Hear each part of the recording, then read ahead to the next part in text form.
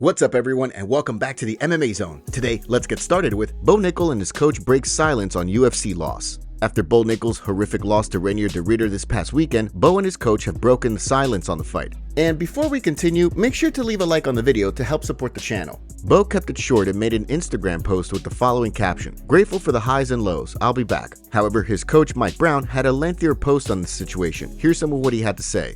"Was a tough weekend, but maybe one that was needed. Things have been moving fast for Bo Nickal, and to this point he was able to make things happen and secure 6 finishes and 7 victories with the limited experience that he has. Bo has all the attributes that you want if your goal is to become a world champion in mixed martial arts.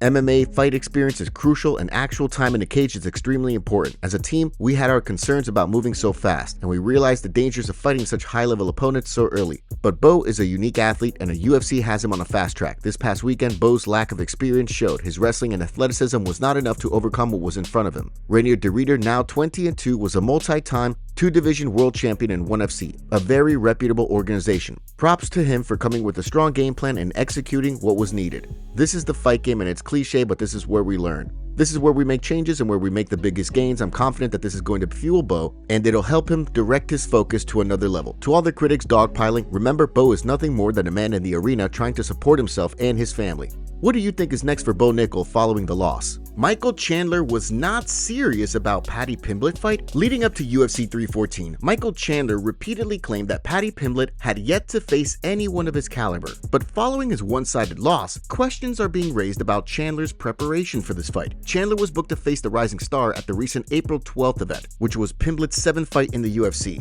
The consensus was that Chandler would pose a serious threat to Pimblett's winning streak, but ultimately, Paddy the Baddy dominated the fight and put Chandler away in round 3. Since then, Chandler's teammate Jared Gordon was a guest on Inside Fighting. Not surprisingly, since Gordon dropped a controversial decision to Pimblett in 2022, he was asked for his take on this fight. Gordon then reported that upon observing how Iron Mike was training for the pivotal fight, he had doubts that the lightweight would win.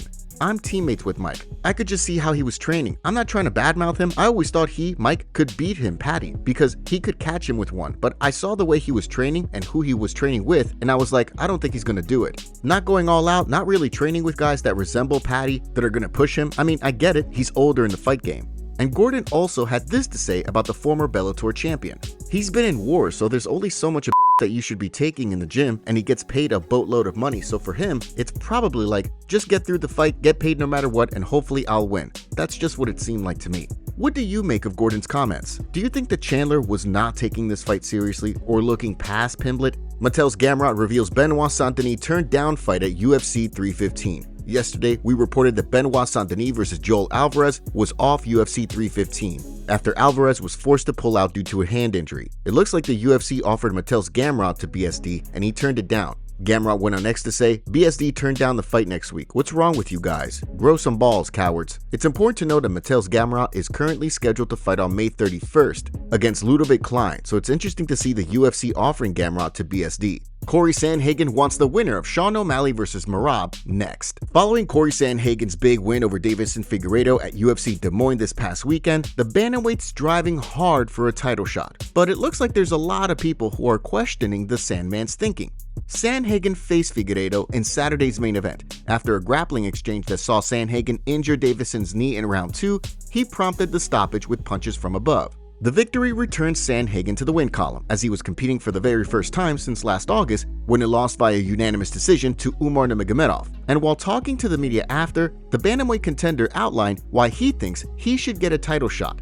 "I think I deserve the title shot next regardless, you know? I mean, who else is there? Umar just fought for the belt, lost. Jan is coming off of a win, but also lost to both of the guys that are fighting. So I don't know how exciting that would be. And then I finished Figgy in a round and a half. Jan didn't finish Figgy. Jan got dropped by Figgy. Figgy, I think, maybe hit me one time. So I showed that I'm better. I showed that I'm the best guy and I deserve to be next." Now, as noted, Sandhagen's comments didn't really sit well with everyone online. Here was some of the reactions they received. "Funny how he wants a title shot but not a rematch against Jan. LMAO, this dude knows he gets owned by Jan again. He's praying O'Malley wins because he knows he got 0 shot against Merab. I cannot describe the level of hatred I have for this new trend of fighters winning once and demanding a title shot. For a guy who's very analytical in his breakdowns, Cory is bending the rules he created. I actually want to see Cory fight Merab and wanted that fight instead of the O'Malley fight. However, this reasoning is just silly and shouldn't need to be used, as he should get the title fight due to the interesting style matchup, as well as Merab already facing the rest of bantamweight. It's true that as it stands right now, there's no clear #1 contender aside from Sean O'Malley, who's fighting the champion Merab already on June 7th. But do you think that Sandhagen has done enough to warrant a title shot? Cory Sandhagen and Petr Yan go back and forth. After Cory Sandhagen's win this past weekend, it looks like Petr Yan is interested in the rematch as a title eliminator fight. Petr Yan went on social media and started the feud by saying, "Cory, you were good yesterday, but don't forget this fight. The only one who deserves a fight for the belt." With a video highlight of their first fight, Sandhagen saw the post and fired back, "You lost to both of them already. Our fight was 2021 and I took on short notice in front of your crowd. You know I'm next, old friend." Then Petr Yan reacted to those comments by saying, "We can find out who deserves it more in July. Same place, no more short notice excuse for you, son." Would you be interested in seeing a Cory Sandhagen versus Petr Yan rematch where the winner fights for the belt later this year? Let us know in the comments. Della Maddalena sends a warning to Belal Muhammad. JDM understands that Belal Muhammad is more than just a one-dimensional wrestler, but if the welterweight champion does take the challenger down at UFC 315, JDM says that the champ could be in for a surprise. Leading up to the event, the narrative has been that unless JDM can negate Muhammad's wrestling and top game, he will hear and still on May 10th. But while speaking with Shaq Fu recently, the surging Australian contender warned Belal he better not sleep on his ground game. I mean, he's pretty well-rounded. I think his big key to victory is, like always, trying to implement his wrestling, trying to strike, and if he has the upper hand or believes he got the upper hand in the grappling, he'll push for that, hold people down. But I definitely I've got the better striking. I do think I've got some good grappling that he might not be prepared for, so I might be able to pull out a submission at some point if he lays on me for too long. Do you see JDM pulling off a submission if Belal takes the fight down? And speaking of the champion, recently Belal outlined to Fox Chicago the secret to his success. After wins, a lot of guys would celebrate. They're going on vacation. They don't really fix anything that happens. They won. For me, I'm always ready to fix. I'm always trying to evolve every fight, every camp. I didn't go on a vacation after the title fight. I was like, let's get back in the room. Who's next? When are we going again? For me, I love this sport so much, I love doing it every single day. I love growing and getting better every single day. Say what you want about Belal and the fact that he's not a big finisher, but there's no denying that he's one of the toughest and most determined fighters in the game. UFC will do whatever it takes financially to make Islam Makhachev versus Ilia Topuria happen. With UFC 315 going down next weekend, the consensus continues to be we won't hear anything about Islam Makhachev's next fight until Belal Muhammad and Della Maddalena fight in the main event. But recently, UFC commentator Laura Sanko made comments that are not in line with this narrative. The belief is that Makhachev is waiting to see if his friend and teammate defeats Della Maddalena before committing to his next bout. If Belal wins, the theory goes that Islam will remain at 155. If Belal loses, Makhachev will announce that he's moving up to welterweight to hunt the division's title. At the same time, there's been extensive talk recently about whether Ilia Topuria and Makhachev could fight, even though the latter has said that he's not interested in that matchup. But while speaking to Submission Radio recently, Laura Sanko relayed that she believes even if JDM wins the welterweight title, the UFC is going to pull all the stops to make Makhachev versus Topuria a reality. I think the UFC really wants Islam versus Topuria, and I think they'll do whatever it takes to make that fight happen financially. And I think if JDM ends up beating Belal, we've got a pretty tight race, depending on the health of Shavkat, between Ian Gary, Shavkat, and Sean Brady. So you'd think that Sanko has pretty good insight into what goes on behind the scenes with the UFC, and really, it doesn't mean that Islam will sign up to fight Topuria either, even if the UFC offers him so much money. But what do you think? Is Islam versus Ilia inevitable?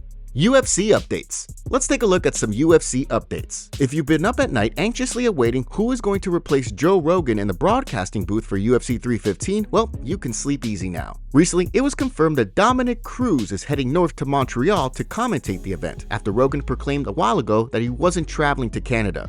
One thing's for certain, without Rogan commentating UFC 315, we will not be hearing the word compromised nearly as often. Following UFC Des Moines, Real Kevin K reposted an IG video from Khamzat Chimaev, who put away Ryan Loder during the event. The clip captured Bekoev getting a call from Hunter Campbell and Mick Maynard, informing the Russian that he got a $50,000 bonus for the win.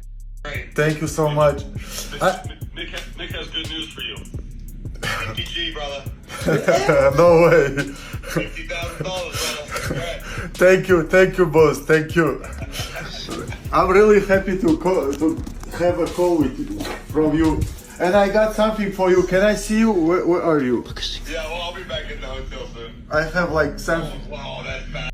I'm gonna have to figure out how to get Every real man have to have like this. That's beautiful, brother. Thank you.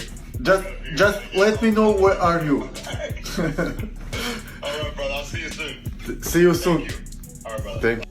With the win, the Russian fighter has now won 8 straight. And Real Kevin K also reshared a clip from Muslim Salikov's announcement. Salikov is coming off a jaw-dropping spinning wheel kick finish of Song Sanan in November, which followed his split decision win over Santiago Ponzinibbio in July. Those were key wins for Salikov as he dropped back-to-back bouts to Randy Brown and Nicholas Dalby before them. Who do you want to see the highlight reel striker face next? Fighter not happy with Arman Tsarukyan fight results. Arman Tsarukyan has apologized for how his grappling match with Makhachev Zainukov on Friday unfolded. But according to Zainukov, he doesn't understand how the judges could have awarded the match to Tsarukyan. The fighters faced off in a grappling match at a karate combat card in Dubai. Tsarukyan was awarded the match by the judges, but the #1 UFC lightweight contender conceded later that the match was far from a barn burner. Well, Zainukov has also acknowledged the match was a snoozer, but he's also offered this take on the judges' scoring. To be honest, I thought it was a draw and they would do an extra round to determine the winner, and I didn't think they could decide who won based on those 2 rounds. He didn't really do anything either, he was just standing there, although neither did I.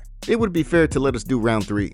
Did you see the match? And if so, should it have gone to an extra round? Dana White reveals huge news and the MMA community reacts. One of the biggest fights possible in boxing was announced this weekend. And as it turns out, Dana White is involved. If you're not a boxing fan, you may not know that after Canelo Alvarez's latest win on Saturday, it was announced that he's going to fight Terence Crawford on September 12th. Crawford, just like Alvarez, is widely regarded to be one of the best boxers on the planet. This fight will be part of TKO Boxing's debut, which is a partnership between the UFC's parent company and Saudi Arabia's Turki Al Sheikh. Well, it wasn't long before the news was drawing some reactions from the MMA community, some of which were pretty intense. Said this before, but Dana doesn't care about UFC as much anymore. He's done his part and now he's moving on. We can't even get a guaranteed main event for a fight that's in a month. It was fun while it lasted, kiddo. Fat, near slimy Dana would never let this be. Nice way to start Dana White's boxing league. Very promising.